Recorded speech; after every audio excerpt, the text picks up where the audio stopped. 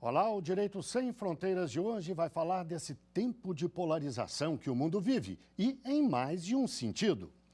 A clássica polarização em torno do poder tem novo protagonista, a China, a superpotência econômica que ameaça a hegemonia dos Estados Unidos. E a polarização é também ideológica, embora diferente daquela que marcou a Guerra Fria. Não se trata mais de capitalismo versus comunismo. Agora, o extremismo político, especialmente no campo da direita, ganha terreno em vários países pelo mundo. Em uma época dominada pela tecnologia, os grupos de aplicativos de mensagens e os perfis em redes sociais são o grande palco das disputas ideológicas.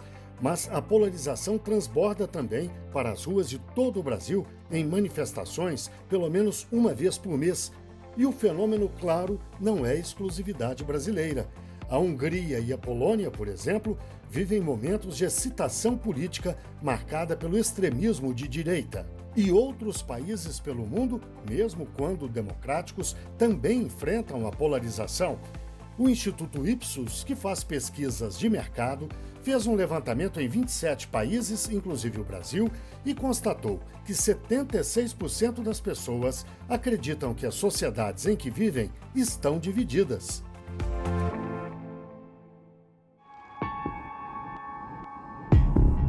O outro tipo de polarização, que envolve o poder, a hegemonia mundial, agora mostra a China como principal adversária dos Estados Unidos. Os dois países brigam pela liderança no campo econômico e a China cada vez mais se aproxima da condição de maior potência nessa área. No campo das armas, os chineses também crescem e discutem aliança com os russos, mas os estadunidenses ainda têm a supremacia militar. O restante do mundo acompanha essa disputa com atenção.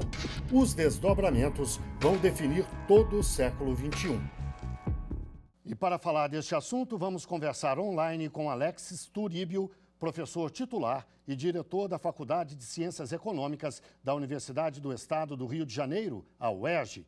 Vamos conversar também com Leandro Fontes Correia, bacharel em Relações Internacionais e mestrando pelo Programa de Integração da América Latina da Universidade de São Paulo, a USP. Muito obrigado aos dois pela participação no programa. Logo na abertura do Direito Sem Fronteiras de hoje, eu disse que o mundo vive um tempo de polarização e em mais de um sentido. A questão da hegemonia mundial, China versus Estados Unidos, e também a questão da polarização política em estados nacionais diferentes. Polônia, Hungria, mundo afora, Filipinas. Professor Alex, o senhor acha que há alguma conexão entre essas duas formas de polarização?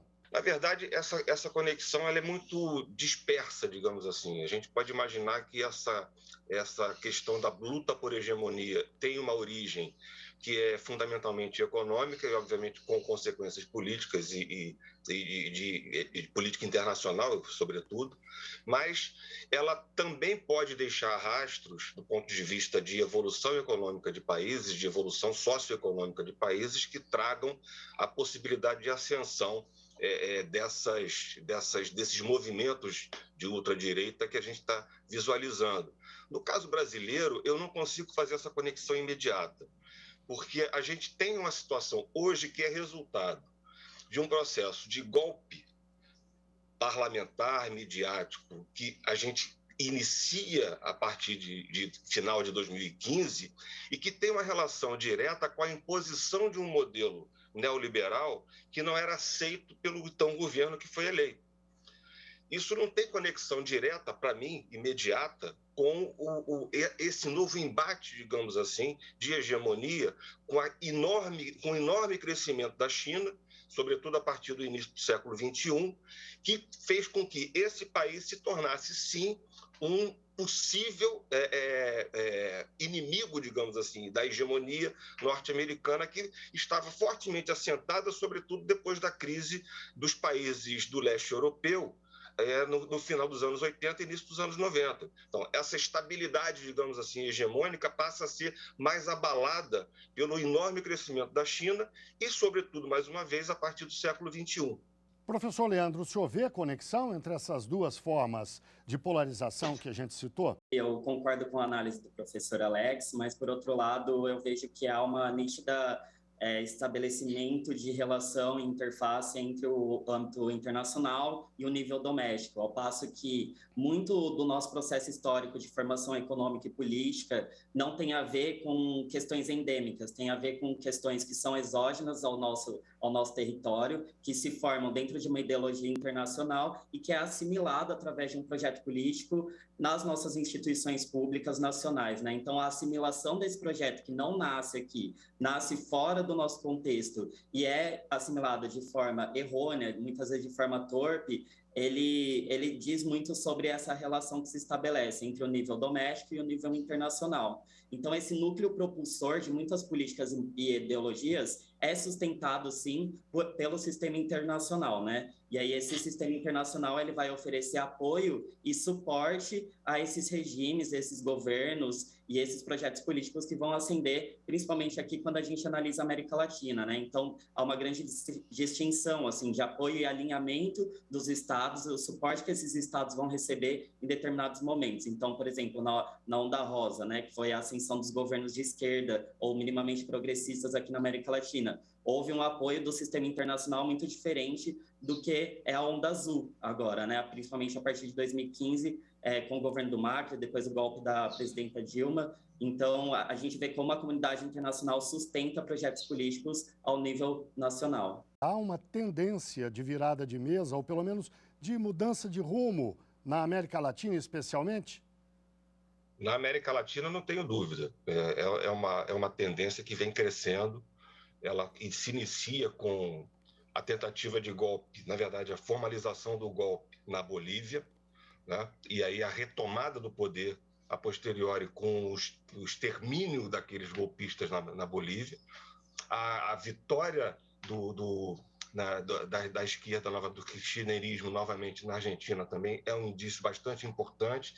E o mais emblemático para mim é a nova Constituição do Chile, porque ela detona todas as bases do neoliberalismo que é imposto pelo Pinochet. Essa nova Constituição do Chile é absolutamente fundamental. Voltando no que se refere ao mundo de uma maneira geral, a ascensão da extrema-direita em países europeus, por exemplo, ela é completamente distinta da ascensão da extrema-direita, por exemplo, no Brasil. Na questão europeia, o processo de imigração, de grandes fluxos migratórios, sobretudo por conta dos refugiados, causou uma reação popular e essa xenofobia é que é a principal raiz da ascensão da extrema-direita, tanto na Hungria quanto na Polônia e em alguns outros países. Tá? No caso brasileiro, não, ela é fruto da desordem causada pelo golpe de Estado que sofremos a partir de 2015 e 2016 e do crescimento do movimento apolítico, ou da tentativa de fazer discursos contra a política. Né? E a partir daí vem na esteira o negacionismo e tudo que a gente vem vivenciando nos últimos anos de uma maneira extremamente radical. Professor Leandro, a presença forte da ultradireita na Europa, no Brasil mais recentemente, essa ultradireita pode ser classificada como fascista, aquela classificação clássica do fascismo, aos moldes da Itália ou até do nazismo depois na Alemanha, ou há diferenças? Então, o nosso memorável professor Florestan Fernandes, quando ele faz uma análise do processo histórico brasileiro, ele diz que, principalmente, a primeira questão que a gente deve considerar é que nossa democracia ela é recente, né? E por ela ser recente, ela é frágil. E por isso que a gente precisa cuidar e vigiar essa democracia e não deixar com que ela seja negociável, e esse é o problema da polarização, que muitas vezes se negocia a democracia e ela deve ser um bem público inegociável, e essa negociação, ela faz com que arquétipos fascistoides ascendam, né? E esses arquétipos fascistoides na América Latina, no Brasil, tem muito a ver com o processo de colonização, tem muito a ver com o processo imperialista, de supremacia branca, de supremacia de status de poder, de legitimação histórica de alguns grupos sobre outros. Então, se a gente pode chamar de fascista, isso ainda está posto em debate, né? há pensadores que defendem que sim, que o fascismo ele é possível no Brasil e que ele já está posto, e há outros que dizem que é um governo bonapartista ou um governo fascistoide, mas esses arquétipos são interessantes para a gente pensar quando a democracia está em risco, né? E quais são os elementos fundamentais para que a gente possa, vetorizar a nossa luta política, né, de enfrentamento a esses arquétipos fascistoides, e também saber identificar, né? Porque você só luta contra o que você identifica. Então, ao passo que a gente identifica, a gente faz um projeto antagônico, e esse projeto antagônico ele precisa ser vetorizado na oposição, né? E através aí das nossas instituições, das nossas redes sociais. O mundo ele está muito difuso hoje em termos de comunicação, né? Acho que quando a gente pensa em Europa e Brasil, né, na questão do avanço do fascismo, as redes sociais é super importante para a gente pensar. E aí a gente pode discutir um pouco mais sobre isso depois. Professor Alex, vamos falar um pouco sobre o outro tipo de polarização, outra forma que a gente citou, a polarização, a disputa pelo poder, pela hegemonia mundial entre China e Estados Unidos. O que a gente pode esperar de desdobramento para os próximos anos, na medida que esse enfrentamento foi, inclusive, mantido pelo governo Biden, quando se supunha que era uma característica muito própria do governo Trump. Mas o governo Biden assumiu, mantendo o enfrentamento e a disputa de forma bastante acirrada, o aperto em cima da China. Que desdobramento a gente pode esperar? Mas eu vou pedir que o senhor responda já já. Nós vamos fazer agora um rápido intervalo e o Direito Sem Fronteiras volta já.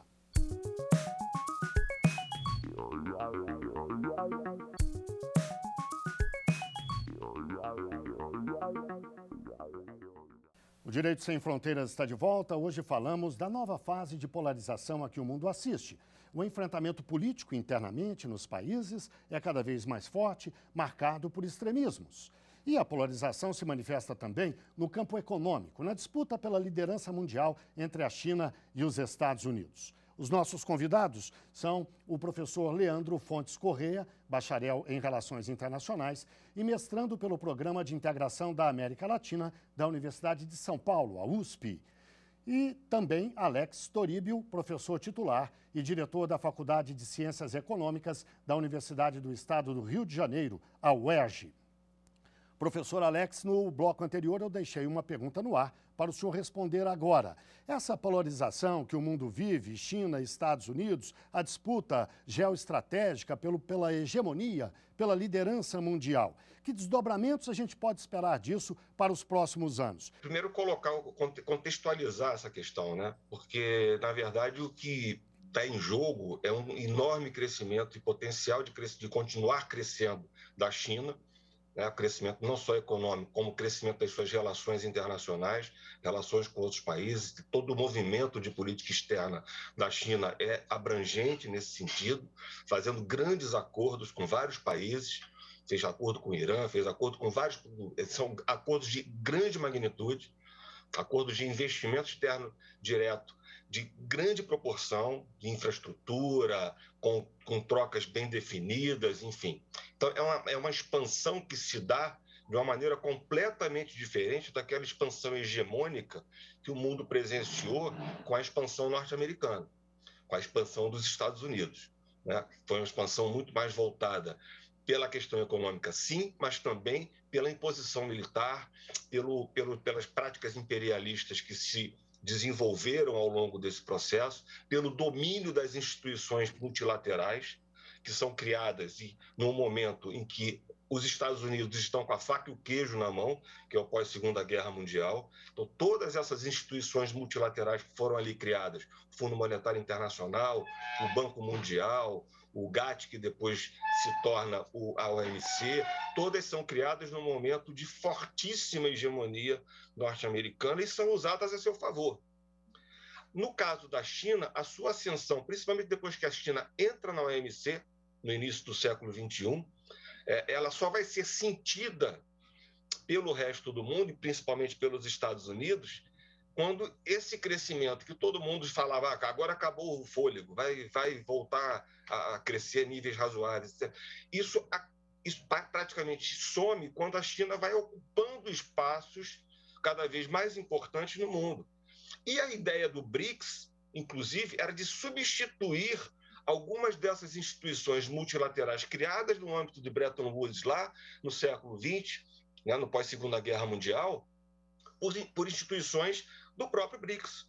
O arranjo contingencial, que é uma espécie de FMI dos países integrantes do bloco, né? O novo Banco do Desenvolvimento, que teria um papel fundamental no desenvolvimento das infraestruturas desses países que fazem parte do bloco.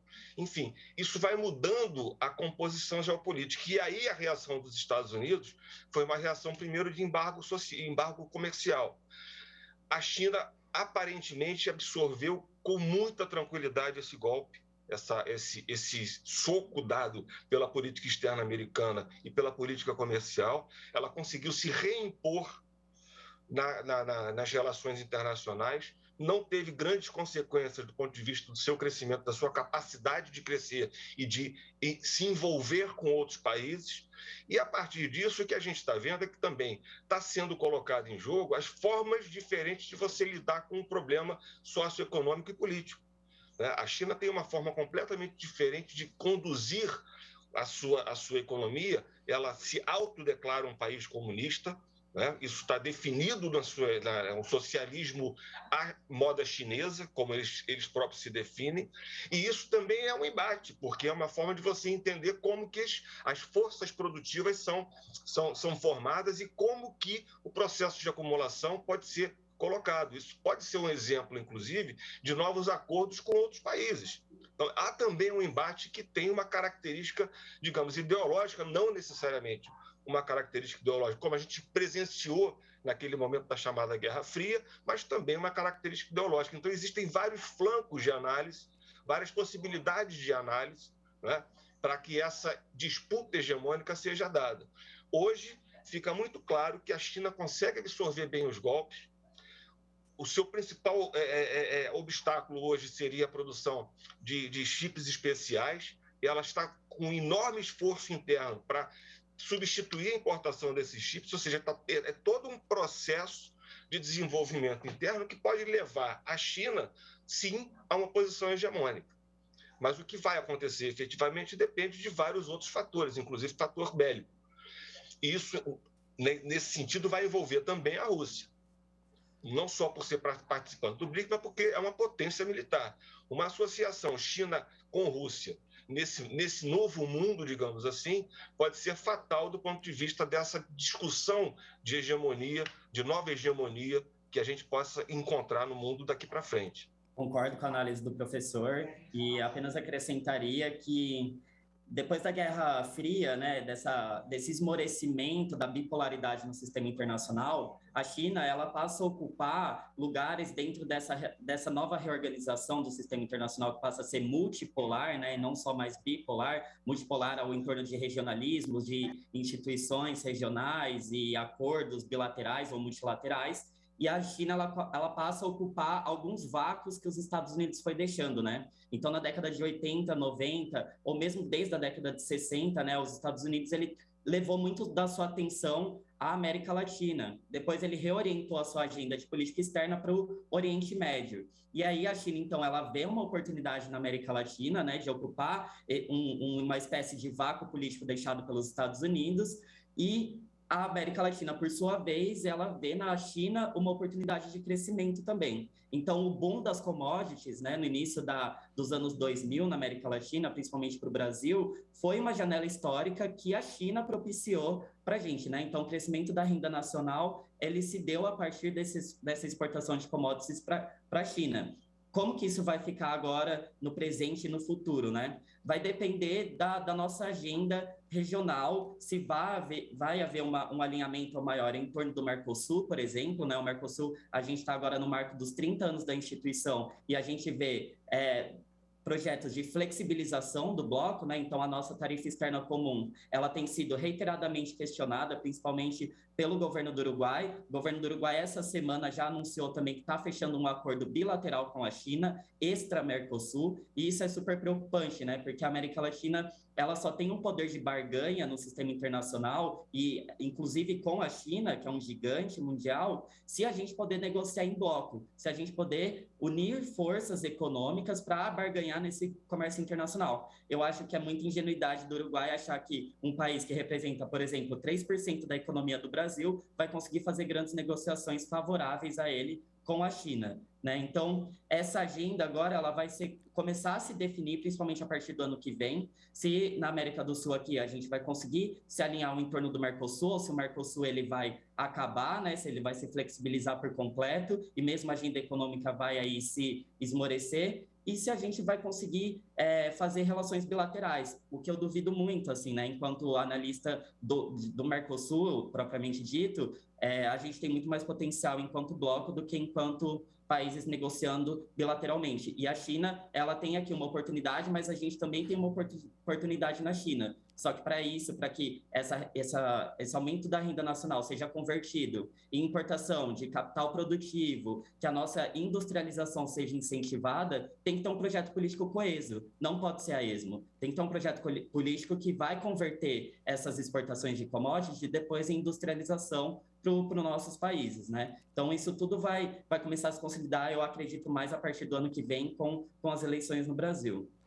Professor Alex, do ponto de vista dos países periféricos, como o Brasil, interessa muito saber a diferença entre a forma dos Estados Unidos e da China, desses dois países se relacionarem com os países periféricos. A política norte-americana no campo econômico sempre foi acusada de ser predatória. No campo político, o uso do porrete, apoio a golpes.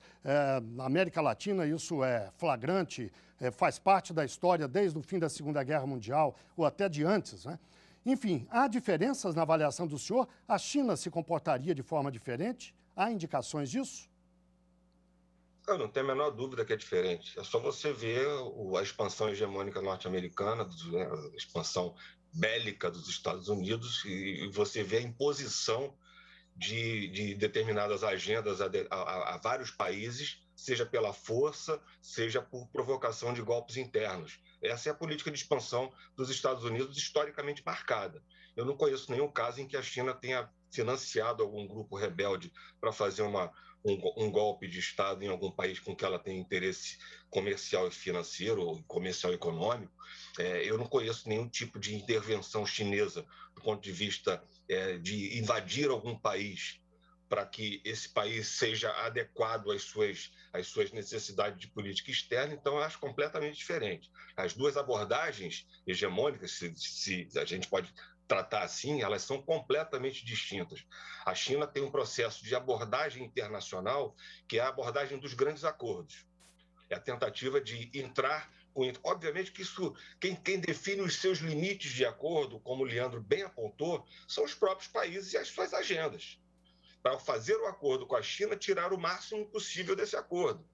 Isso vai depender, é óbvio, da orientação de cada governo. No caso brasileiro, acho que o Leandro levantou muito bem, toda vez que o Mercosul deixou de ter uma liderança brasileira, o Mercosul se enfraqueceu. Então, depende da gente consolidar uma demanda interna para lidar com essa ascensão de uma nova possível potência hegemônica. A nossa abordagem pode ser favorável. Eu considero, do ponto de vista da análise das relações internacionais, que o acordo da China com o Irã é um acordo fantástico, que vale para os dois, do ponto de vista de benefícios. Os dois se dão, tem vantagens explícitas a partir do acordo. A China, na oferta das principais commodities que são necessárias, que ela não tem produção, e ela oferta um desenvolvimento interno de infraestrutura, que inclusive vai ser favorável à sua própria atuação naquele país, tá certo? Mas que vai, obviamente, favorecer o crescimento e o desenvolvimento econômico e social do Irã. Professor Leandro, o Brasil, nos últimos anos, teve a sua relação com a China, em alguns momentos, tensionada, até deteriorada, podemos dizer assim. O embaixador chinês chegou a dar algumas declarações duras contra o governo brasileiro. Que caminhos nós devemos seguir nessa relação?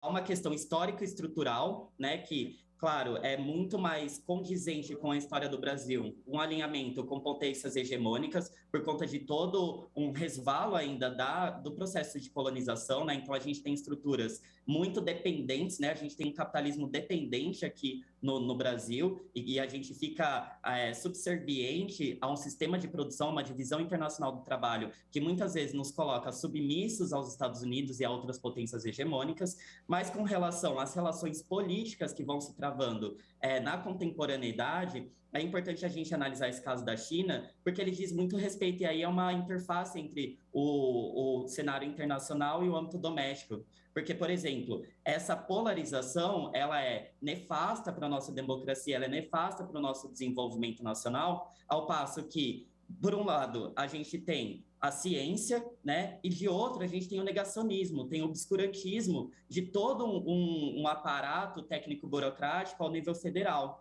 E aí, esse obscurantismo, esse negacionismo científico faz com que a gente deixe de travar relações que são importantes para o nosso país. Então, por exemplo, nessa questão do 5G, na questão das vacinas, né? A gente poderia ter tido uma campanha de vacinação muito mais efetiva, muito mais ágil, se a gente tivesse feito boas relações no cenário internacional com a questão da compra das vacinas. Mas aí, por uma polarização de um setor da sociedade que é contra relações que são ditas vermelhas, relações que são ditas comunistas e que tem medo de uma influência dessa outra ala no nosso país, faz com que a gente perca, não só em desenvolvimento, mas perca em desenvolvimento atual, mas em desenvolvimento futuro também, em chances da gente conseguir transformar aí as nossas estruturas a partir de novas relações que são benéficas, que podem trazer proveitos para a nossa economia, né? Então, acho que seria algo nesse sentido. Bem, chegamos ao fim do nosso programa. Eu agradeço mais uma vez a participação de Leandro Fontes Correia, bacharel em Relações Internacionais e mestrando pelo Programa de Integração da América Latina da Universidade de São Paulo, a USP. Agradeço também muitíssimo a Alexis Toribio, professor titular e diretor da Faculdade de Ciências Econômicas da Universidade do Estado do Rio de Janeiro, a UERJ. E muito obrigado também, claro, a você que nos acompanhou até agora. Veja a nossa programação no site da TV Justiça e no nosso canal no YouTube. O nosso e-mail é direitosemfronteiras@stf.jus.br. Até o próximo programa.